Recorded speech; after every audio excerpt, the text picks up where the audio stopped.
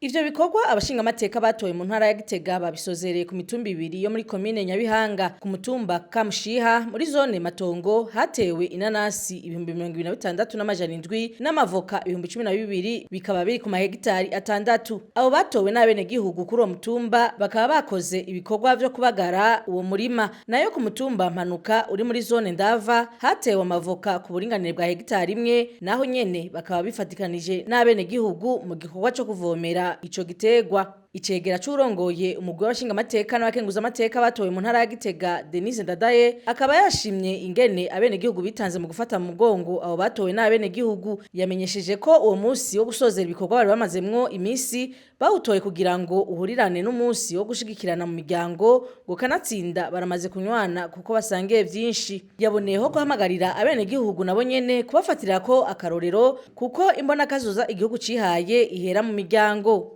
Umunsi kandi umuge ngo twawutoye gutyo wahuriranye n'umunsi mukuru wo gushigikirana mu kibano.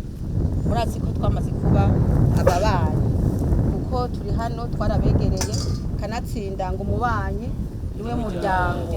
Rero mu by'ukuri uno murima w'inanasi harimo n'amavoka mbona ko umurima uteye igomwe. Tukabasaba namwe kudufatira kwa karorero.